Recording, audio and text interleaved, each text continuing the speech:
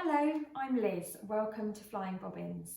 Today I'm going to show you how to make this lovely infinity scarf. And the kit to make this is available at flyingbobbins.com and it comes in 3 colourways, or you can create a bespoke kit with your own choice of fabrics. Now this infinity scarf is made up of 2 layers of fabric which complement each other, and you can choose to wear it in a single loop, a double loop. You can choose to wear it with the double gauze side showing or with the printed side showing. So there are loads of ways to wear this scarf. The good news is this is a complete beginner's project. It is really easy to make. There are only 2 pieces of fabric involved and 3 seams. So if you're just starting off sewing, it's a very easy, very satisfying make. It also makes the perfect gift if you're thinking of beginning to make those special gifts this year. So I've got my kit here. I'm going to show you what's inside. Here is my Flying Bobbins scarf making kit. I'll open up the box and show you what you get.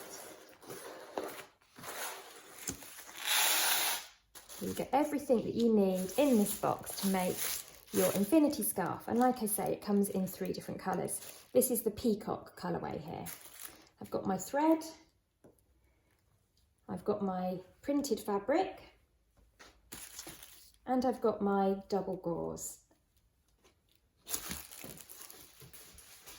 As well as these, you're going to need a sewing machine, you're going to need some wonder clips or pins, some scissors, some thread snips, and just in case, your faithful unpicker. Hopefully you won't be needing that today.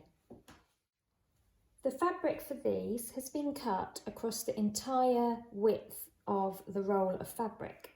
So you'll find that you've got the selvages on either end. First thing to do, especially with the printed fabric, is just to trim those selvages off, because you're going to have a band of unprinted fabric with the manufacturer name on it, and you just want to get rid of that. So trim that down. You also want to make sure that both pieces of fabric are the same length so that they fit together nicely. And the printed fabric is a little wider than the double gauze. So just trim that down so that they match up nicely. Once you've done that, you can start sewing. So let's take my printed fabric first. I'm going to lay this out in front of me, looking at the right side of the print, and I'm just going to fold in half like this with right sides together. So the right sides, the printed sides, are touching, and what I'm looking at is the reverse or the wrong side of the fabric. Now what I want to do is take this edge here and sew along it. I'm going to help by adding some wonder clips, and you can use pins if you don't have wonder clips, and you can just pop those all the way along that edge. So you folded it in half and you're now clipping these together, and that helps when you come to sew them together because they're held nicely in place. Now I repeat the same process with the double gauze fabric. So this is the peacock kit, and the 2 fabrics that come with this are a 100% viscose and a 100% cotton double gauze with gold foil print, and the colours just look so beautiful together. The pink and blue kits, they contain the same 100% cotton double gauze, and then the contrast fabric with those is a 100% cotton poplin. So there's a slight difference. And I just chose the fabrics that I felt went really beautifully together. So I'm just matching up those raw edges and putting a few clips to hold in place. So what you'll end up with is 2 folded in half pieces of fabric with the clips down the edge. So the next step is to go over to our sewing machine, and we're going to sew all the way down here.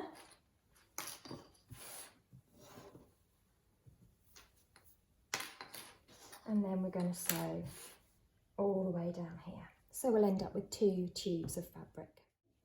Okay, so now I'm ready to start sewing. I've put my double gauze fabric onto my machine, and I'm going to sew this seam together with a 1.5 centimetre seam allowance. Now you'll notice on the needle plate of your machine that you have some guidelines. So this one here is 15, that's 15 millimetres.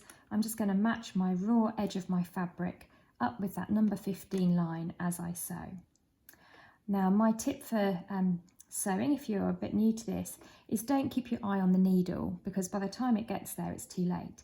To give yourself a nice straight seam, just keep your eye here on the edge of the fabric, matching it up to that line, and you can let the needle do its thing, and hopefully you'll have a nice straight seam by the end of it. I've got my thread and my bobbin wound up there, and I've got a nice new needle. With viscose in particular, actually, a nice sharp needle is a good idea because it is a little bit more prone to laddering compared with some of the other fabrics. Stitch length for double gauze, I'm going to increase slightly. So I'm going to use a stitch length of 3 because it's quite a bouncy fabric, and I find that the stitches just sink into the fabric a little bit. So it's a good idea to increase your stitch length to 3. I'm going to start my seam by doing a little back stitch here. And if at the beginning and end of each seam that you sew, you do a back stitch, that will make sure that your sewing doesn't come undone. So I go a few stitches forward, and then I hold down the reverse button, or you might have a paddle here that you press.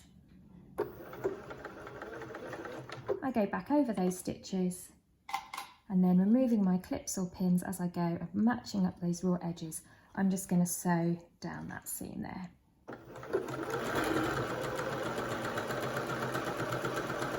Now you might notice looking at this that I didn't cut the selvage off from my double gauze. That's because it's all going to get used up within the seam allowance, and I wanted to keep this as wide as possible. With the other fabric, the printed fabric, it's slightly wider to begin with anyway, and with the printed fabric you get an unsightly white band at the edge. So I decided that, you know, I just cut the selvage off of the printed one and not the gauze.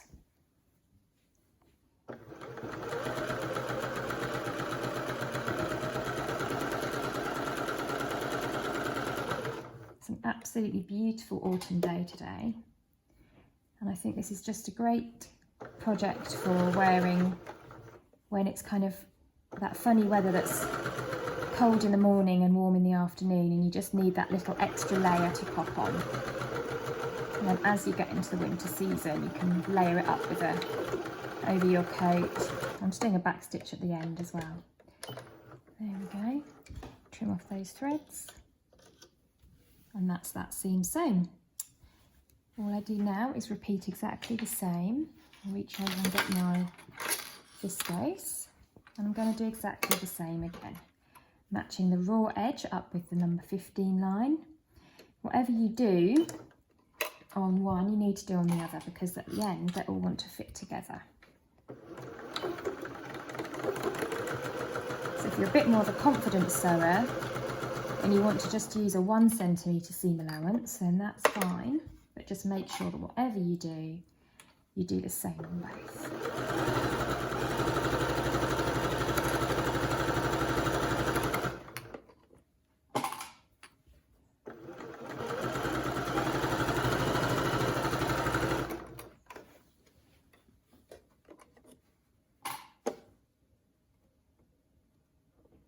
Matching those up there. And as I come to the end, I'll do that back stitch again to secure those stitches off. And there we go. And both of those have now been sewn together with a 1.5 centimetre seam allowance. I'm going to pop over to my ironing board now, and I'm just going to open these tubes of fabric out flat. And where my seam is, I'm just going to pop an iron on and press that seam flat and open. And that makes everything sit nicely. sewing is about 3 stages really. It's about cutting, sewing and pressing. And take your time with each one of those 3 stages and you'll have a really neat project at the end. So whenever I'm sewing, I always have my ironing board set up nearby. And after each seam that I sew, I give it a press, and that will make everything look really pristine. Now, a tip with the double gauze when you're ironing this, because you've got these gold flecks on there, if your iron goes near these, it's going to melt them off a little bit. Now when you're pressing your seam allowance open on here, use a cool iron, and you can use a pressing cloth, because as you can see, even though you're ironing on the reverse, and I would only ever recommend ironing on the reverse with anything that's foil printed actually, and this one in particular.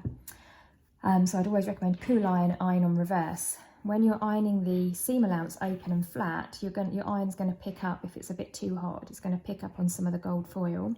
So what I'll do with this one is I will use a pressing cloth, and to be honest with you, I just use a scrap of fabric or a tea towel and put that over the top just to protect my iron, and then I'm going to press that one flat as well.